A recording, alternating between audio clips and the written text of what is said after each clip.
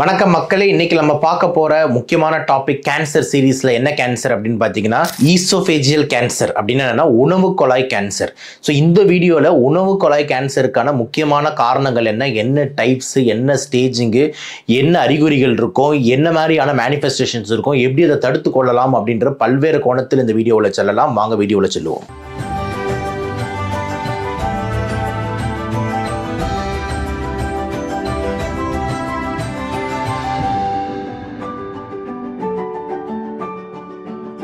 உணவு குழாய் கேன்சர் ஏன் சார் இதை எடுத்து பேசுகிறோம் அப்படின்னா, நிறைய பேர் இந்தியாவில் இந்த உணவு குழாய் கேன்சர்னால உயிர் இறந்துருக்காங்க. ரீசெண்டாக ஒரு போன வாரத்தில் பார்த்தீங்கன்னா என்னோட ஒரு ரிலேட்டிவ் வந்து பார்த்தீங்கன்னா இந்த சேம் இந்த உணவு குழாய் கேன்சர்னால பாதிக்கப்பட்டு உயிரிழந்தாங்க. ஸோ ரொம்ப கஷ்டமாக இருந்தது. என்ன முக்கியமான விஷயம்னா, இப்போதான் திருமணமான ஒரு இளம் பெண்ணாக இருந்தாங்க. ஒரு 25-26 வயசு, ஒரு சின்ன குழந்தை வச்சுக்கிட்டு இருக்காங்க. அவங்க இந்த உணவு குழாய் கேன்சருக்கு வந்து பலியாகிறாங்கன்னும் போது கேட்கவே ரொம்ப அதிர்ச்சியாக இருந்தது, ரொம்ப மன கஷ்டமாக இருந்தது. சரி, கண்டிப்பாக இதை பற்றி பேசிடணும் அப்படின்னு சொல்லிட்டு இந்த வீடியோவை வந்து நான் உங்களுக்கு செலுத்துகிறேன். என்ன எப்போ நடக்கும்னே தெரியலன்ற மாதிரி தான் போகுது.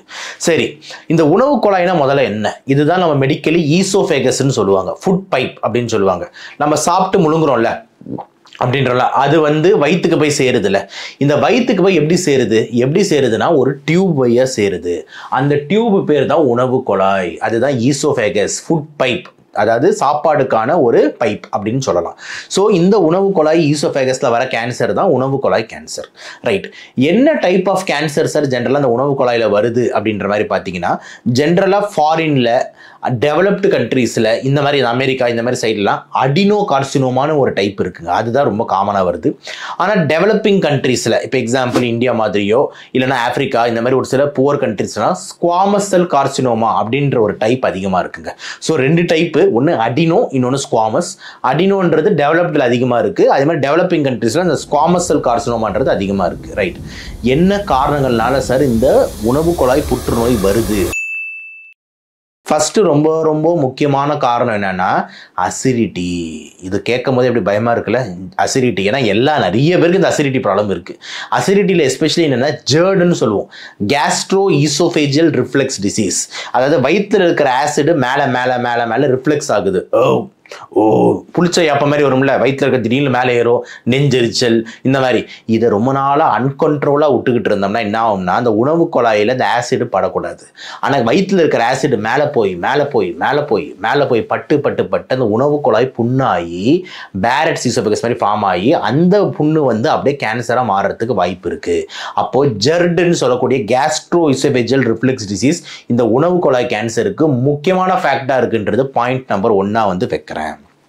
ரெண்டாவது முக்கியமான காரணம், இதுதான் நம்ம இந்தியா மாதிரி நாட்களில் ரொம்ப அதிகமாக முக்கியமான காரணமாக இருக்கிறது, என்னன்னா மது பழக்கங்கள் மற்றும் புகை பழக்கங்கள். ரொம்ப ரொம்ப முக்கியம். ஆல்கஹால் கன்சப்ஷன், எவ்வளோ கூட ஆல்கஹால் கன்சியூம் பண்ணுறாங்களோ, அப்போ அந்த ஆல்கஹால்ன்றது என்னது, சும்மா நம்ம தோலில் போட்டாலே அப்படின்ற மாதிரி லைட்டாக எரியுது, ஒரு புண்ணு மேலே போத்தாலே அப்படின்னு எரியுது. ஏன்? அது ஆல்கஹால். அப்போ அந்த ஆல்கஹால் நீங்கள் உணவு குழாயில் அமுச்சிக்கிட்டே இருக்கீங்கன்னா என்ன ஆகுது, அந்த ஆல்கஹால் உணவு குழாயில் பட்டு பட்டு பட்டு பட்டு புண்ணாகி கேன்சராக மாறுது. அப்போ ஆல்கஹால் கன்சப்ஷன் வந்து ரெண்டாவது முக்கியமான காரணமாக வந்து அமையுது. 2. மூணாவது காரணம் என்ன அப்படின்னு பார்த்தீங்கன்னா, இம்பார்ட்டன்ட் காரணம் ஸ்மோக்கிங். புகைக்கும் உணவு குழாய் கேன்சருக்கும் டைரக்ட் அசோசியேஷன் இருக்குது. அது எப்படி சார்? புகை பிடிச்சோம்னா அது வந்து லங்ஸுக்கு தானே போகுது, எப்படி வந்து இது உணவு குழாய்க்கெலாம் போகுது? சார், நீங்கள் மூச்சு விட்டாலே உங்களுக்கு ஒரு 80 விழுக்காடு காற்று தான் லங்ஸுக்கு போகும். ஒரு 20 விழுக்காடு காற்று வந்து பார்த்தீங்கன்னா இந்த உணவு குழாய்க்கும் போகும். அதுதான் நம்ம நிறைய டைம் வந்துட்டு அப்படின்னு ஒரு யாப்பம் மாதிரி விடுவோம், இல்லைன்னா சில நேரத்தில் வந்து டிசால்வ் ஆகி சரியாயிடும் இந்த மாதிரி. ஸோ அப்போது புகை பிடிக்கும்போது அந்த ஸ்மோக்கிங் இந்த ஈசோஃபேகஸ்லேயும் பட்டு ஈசோஃபேகஸ் கேன்சரை வருது. ஏன் வயிறு கேன்சரே வருது வச்சுக்கோங்க, தனியாக இன்னொரு வீட்டில் பேசுவோம். ஸோ இந்த ஈசோஃபேகஸ் உணவு கேன்சருக்கு ஸ்மோக்கிங் ஒரு முக்கியமான ரிஸ்க் ஃபேக்டராக அமையுது. அடுத்து 4வது முக்கியமான ஃபேக்டர், எஸ்பெஷலி நம்ம நார்த் இந்தியன் வாலாஸ் அப்படின்னு சொல்கிறோம்ல, நம்ம மீம்ஸ் இவங்களெல்லாம் சொல்லுவாங்களா, வடக்கன் வடக்கன் அப்படின்னு சொல்லுவாங்க. நமக்கு இதில் உடன்பாடு இல்லை, வேறு விஷயம்.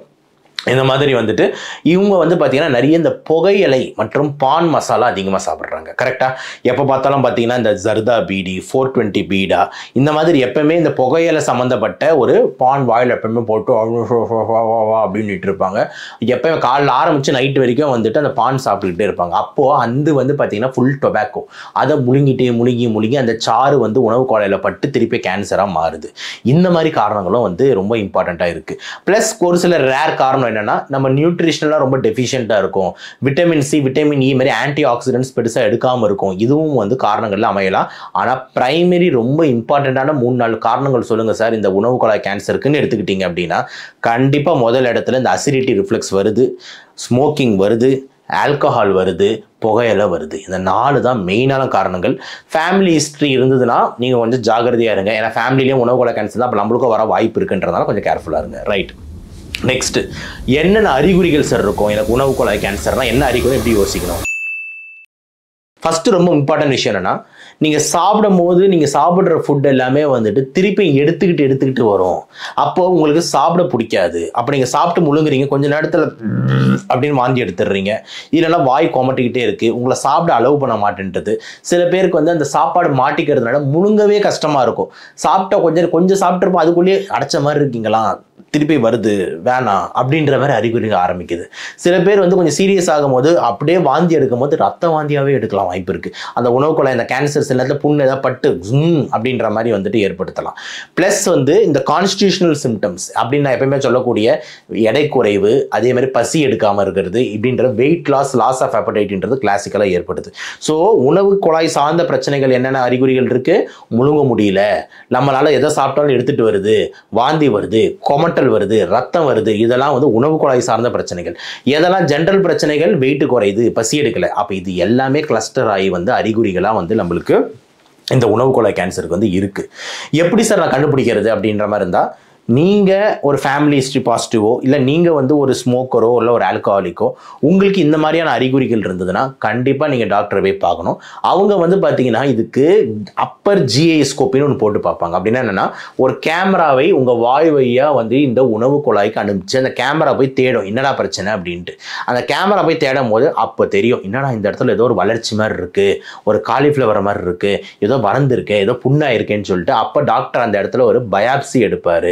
ஒரு சின்ன துண்டை எடுத்துக்கிட்டு வெளியே வந்து அதை லேபுக்கு அனுப்பிச்சு மைக்ரோஸ்கோப்ல டெஸ்ட் பண்ணும் போது கேன்சர் உறுதியாகுது.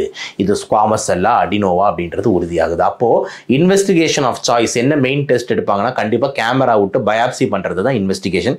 மற்றபடி சிடி ஸ்கேன், பெட் ஸ்கேன் இதெல்லாம் வேற எங்கேயாவது பரவிருக்கான்னு பார்க்கறதுக்கு தானே தவிர, ஆனால் பிரைமரி எடுக்க வேண்டிய டெஸ்ட் வந்து உணவு குழாயில் கேமரா விட்டு பார்க்கறது. அது பேர் தான் அப்பர் ஜிஐ எண்டோஸ்கோப்பின்னு சொல்லுவாங்க. ஓகேங்களா, கேஸ்ட்ரோ இன்டெஸ்டைனல் எண்டோஸ்கோபி, அதாவது கேமரா விட்டு பார்க்கறது. இதுதான் இன்வெஸ்டிகேஷனாக இருக்குது. ட்ரீட்மெண்ட் எப்படி சார் அமையுது அப்படின்ற மாதிரி தான். ஸ்டார்டிங் ஸ்டேஜ் வரும் லோக்கலாக இருந்ததுன்னா அந்த உணவு குழாய் பகுதியை மட்டும் வெட்டி எடுத்துட்டு அந்த உணவு குழாயை ஜாயின் பண்ணிடலாம். ஓகேங்களா, இப்போ எக்ஸாம்பிள் இவ்வளோ பெரிய டியூப் இருக்குது, நடுவில் இங்கே மட்டும் தான் கேன்சர் இருக்குன்னா அந்த பகுதியை மட்டும் வெட்டி எடுத்துட்டு, கொஞ்சம் மார்ஜின் வெட்டி எடுத்துட்டு அந்த இதுவை ஜாயின் பண்ணலாம். ஜாயின் பண்ணுறதுக்கு வந்து பார்த்தீங்கன்னா நம்ம குடலோட பகுதியை எடுத்து கூட ஜாயின் பண்ணலாம். அது வந்து நம்ம பண்ணுற சர்ஜன் வந்து டிசைட் பண்ணுவார். அது வந்து அந்த ஸ்டேஜை பொறுத்து. சப்போஸ் ஸ்டேஜ் அதிகமாகி உணவு குழாய் ஃபுல்லாகவே டேமேஜ் ஆகிடுச்சு, பரவிடுச்சு, இல்லைனா பக்கத்தில் இருக்கிற ஸ்ட்ரக்சர் உணவு குழாய் தாண்டி தொண்டைக்கு போயிடுச்சு, டான்சிலுக்கு போயிடுச்சு, வயிறுக்கு போயிடுச்சு, பின்னாடி நெறிக்கட்டிக்கு போயிடுச்சு, இந்த மாதிரி ஏதாவது இருந்ததுன்னா திருப்பியும் நம்மளுக்கு ரெண்டே ஆப்ஷன் தான் வருது, கீமோதெரப்பி மற்றும் ரேடியோதெரப்பி. கீமோதெரப்பின்றது என்னது? Anti cancer medicines. அப்போ இதுக்காக கொடுக்குற anti cancer drugs like cisplatin, carboplatin, paclitaxels, இந்த மாதிரி டைப் ஆஃப் மெடிசன்ஸ் வந்து ஒரு சைடு போயிட்டு இருக்கும். இன்னொரு சைடு ரேடியேஷன், அதாவது கதிர்வீழ்ச்சி. கதிர்வீழ்ச்சி பற்றி தனியாகவே கூட நம்ம ஒரு நாள் வீடியோ போடுவோம். தனியாகவே கதிர்வீழ்ச்சி என்னென்ன டைப்ஸ், என்னென்ன நடக்கும், எப்படி பார்த்துக்கணும் பேஷண்ட், அது தனியாக போடுவோம். பட் ஆனால் ரேடியேஷன் தெரப்பியும் வந்துட்டு ட்ரீட்மெண்ட்டில் வருது. ஸோ அப்போ மெயின் ட்ரீட்மெண்ட் என்னவா இருக்குது? Surgery starting ஸ்டேஜஸில். ஸ்டேஜஸ் அதிகமாகும் போது கீமோதெரப்பி மற்றும் ரேடியோதெரப்பி ரோலுக்கு வருது. இதுதான் வந்துட்டு இதோட ட்ரீட்மெண்ட்டாக வந்து அமையுது. எந்த அளவுக்கு சார் காப்பாற்ற முடியும் அப்படின்ற மாதிரி இருந்தால் கண்டிப்பாக ஸ்டார்டிங் ஸ்டேஜஸ் இருந்தால் நல்லதுங்க. ஸ்டேஜ் அதிகமாகும் போது வேறு இடத்துக்கு பரவுதுன்னும் போது ரொம்ப கொடுமைங்க. இப்போ நான் கூட சொன்ன நம்மளோட ஒருத்தவங்க ரிலேட்டிவ் வந்து சின்ன பொண்ணு 26 வயசு இந்த உணவு குழாய் கேன்சர்னாலன்ட்டு ஒன்றுமே புரியல அப்படின்ட்டு. இன்ஃபேக்ட் அதுக்கு வந்து ஒரு சிகரெட் பழக்கம் கிடையாது, மது பழக்கம் கிடையாது, எதுவுமே கிடையாது. ஆனால் அவங்களுக்கு அந்த கேன்சர் வருதுன்னும் போது யோசிக்க வேண்டிய விஷயமா இருக்குது. ஏன் அப்போ வருது அப்படின்னா அசிடிட்டி, வெஸ்டர்ன் டயட், இதெல்லாம் ஒரு முக்கியமான ஃபேக்டர் அமையுது. நிறைய இந்த saturated fats, western diet, acidity நம்ம அன்கண்ட்ரோல் விட்டோம் பார்த்தோம்னா அந்த உணவு குழாய் கேன்சர் தான் அந்த கேஸுக்கு வந்து பொருந்துது. ஸோ இதுதான் வந்து ட்ரீட்மெண்ட் ஆஸ்பெக்டில் வந்து இருக்குது. அப்போ லாஸ்ட்டாக இது வந்து எப்படி சார் நம்ம தடுத்து கொள்ளணும், எப்படி நம்ம ஜாகிரதையாக இருக்கலாம்? கண்டிப்பாக ரொம்ப முக்கியமான விஷயம் என்னென்னா, எந்த கெட்ட பழக்கங்களும் கண்டிப்பாக நம்ம வந்து விட வேண்டிய அவசியம் இருக்குது. அப்போ மதுப்பிரியர்கள் மதுவை வந்து குடிக்கிறது வேண்டாம் 1. 2வது வந்து சிகரெட் பிடிக்கிறவர்கள் சிகரெட்டை நிறுத்துங்க அப்படின்றது 2. 3வது வந்து இந்த டயட்டில் ரொம்ப காரம் மசாலா இந்த அசிடிட்டி ரொம்ப அதிகமாக வந்து இருந்ததுன்னா அப்போ அந்த கார மசாலாவை குறைக்கிறது. அதே மாதிரி இந்த அசிடிட்டி ஆகாமல் வந்து டைமிங்ஸ் ஆஃப் சாப்பாடை கரெக்டாக மெயின்டைன் பண்ணுறது. முடிஞ்ச அளவுக்கு வந்து பார்த்திங்கன்னா வந்து நல்ல குளிர்மையான நிறைய தண்ணிகள் மற்றும் ஃப்ரூட்ஸை வந்து எடுத்துக்கிறது. இது வந்து ரொம்ப முக்கியமாக இருக்குது. ஏன்னா அந்த அசிடிட்டி கண்ட்ரோல் இல்லை அப்படின்ற மாதிரி இருந்ததுன்னா ரொம்ப பிரச்சனை. அசிடிட்டி பற்றி முன்னாடியே நம்ம சேனல் ஒரு வீடியோ இருக்குது, என்னென்னலாம் பண்ணணும் home care tips for acidity. நீங்கள் நம்ம சேனலில் தேர்ந்த அந்த வீடியோ கிடைக்கும், அதையும் நீங்கள் போய் பாருங்கள், உங்களுக்கு அந்த ஐடியா கிடைக்கும் அசிடிட்டிக்கு என்னென்ன பண்ணிட்டு. அப்போ அந்த அசிடிட்டி கண்ட்ரோல் ரொம்ப முக்கியமான விஷயமா வந்து அமையுது. அப்புறம் உங்கள் சாப்பாடில் ஃப்ரூட்ஸ் மற்றும் வெஜிடபிள்ஸை அதிகப்படுத்துங்க. ஏன்னா நிறைய டைமில் வந்து இந்த விட்டமின் சி விட்டமின் இ ஒரு நல்ல ஆன்டி ஆக்சிடென்ட்ன்றதுனால கேன்சர் ஃபார்மேஷனை தடுக்குது, கேன்சர் செல்ஸாக மாறக்கூடியதை தடுக்குது, செல்ஸ் ஹீலிங்க்கு உதவுதுன்றதுனால vitamin C vitamin E rich diet like orange mosambi lemon amla இது மாதிரி டைப்ஸ் ஆஃப் விட்டமின் சி நிறைய அபண்டன்ட் ஃப்ரூட்ஸ் இருக்குது, இதை வந்து எடுங்க. அப்போ நம்ம ப்ரிவென்ட் பண்ணிக்கணும் போது இந்த எல்லா ஆங்கிள்லையும் நம்ம யோசிக்கணும். ஸோ இந்த வீடியோவை நம்ம எப்படி சொல்லி நிறைவு செய்யலாம் அப்படின்ற மாதிரி இருந்தால், உணவு குழாய் புற்றுநோய் வந்து ஒரு ரேர் கிடையாது. நிறைய பேர் கண்ணுக்கு தெரிஞ்சு பார்த்துருக்கேன் இந்த உணவு குழாய் புற்றுநோயினெல்லாம் வருது. போன வாரம் நம்ம ரிலேட்டிவ் ஒருத்தர் போனதுனால வந்து எனக்கு மனசு கேட்கல, கண்டிப்பாக இதை பற்றி உடனே பேசிடணும் அப்படின்ட்டு தான் இந்த காணொலி வந்து உங்களுக்கு கொடுக்குறேன்.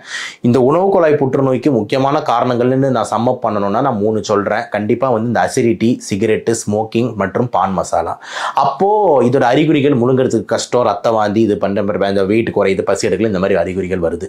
அப்போ இப்படின்னு இருக்கும்போது கண்டிப்பாக நம்ம சைடில் நம்ம என்ன பண்ண முடியும்னா, யங்ஸ்டர்ஸ்க்கு ஃபியூச்சர் ஜென்ரேஷனுக்கு எல்லாருக்குமே இந்த பாக்கு போடுற பழக்கம் இருந்தால் தயவு செஞ்சு விடுங்க, சிகரெட் பழக்கம் இருந்தால் தயவு செஞ்சு விடுங்க, மது பிரியர்கள் இருந்தால் தயவு செஞ்சு விடுங்க. அதேமாதிரி உங்கள் ஃபேமிலியில் இந்த மாதிரி ஹிஸ்ட்ரி இருந்தால் கொஞ்சம் சீக்கிரம் போய் டெஸ்ட் பண்ணிக்கோங்க, சாப்பாட்டில் அசிடிட்டி ஆகாமல் பார்த்துக்கோங்க அப்படின்ட்டு ஒரு 4-5 முத்தான பாயிண்டோட இந்த உணவு குழாய் கேன்சரை வந்து நான் வந்து முடிக்கிறேன்.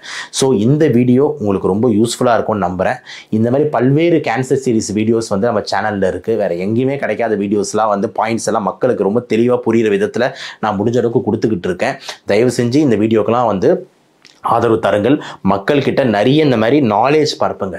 ஒரு கோட் சொல்லுவாங்க, நாலேஜ் இஸ் பவர். ஓகேங்களா, அறிவு தான் வந்து பலம். ஓகே அப்படின்னு. ஸோ அந்த நாலேஜ் இஸ் பவர்ன்றதை நான் ரொம்ப நம்புகிறேன். அதனால் எல்லாருக்கிட்டையும் இந்த நாலேஜஸை போய் சேர்க்கும் போது அவங்கவுங்க கேர்ஃபுல்லாக இருந்துப்பாங்க. ஒருத்தவங்க கேர்ஃபுல்லாக இருக்கும் போது அவங்க நல்லா இருப்பாங்க, அவங்க நல்லா இருந்தால் அவங்க குடும்பம் நல்லா இருக்காங்க, எல்லா குடும்பம் நல்லா இருந்தால் அந்த நாடே நல்லா இருக்கும் அப்படின்ற ஒரு கான்செப்டை நோக்கி தான் நம்ம இந்த ஹெல்த் மிஷனை வந்து நடத்திக்கிட்டு இருக்கோம். தயவு செஞ்சு சப்ஸ்கிரைப் பண்ணுங்கள். இந்த வீடியோக்கெல்லாம் வந்து உங்கள் ஆதரவை தாருங்கள்னு சொல்லிட்டு இன்னொரு வீடியோவில் சந்திப்போம். அதுவரை நன்றி, வணக்கம்.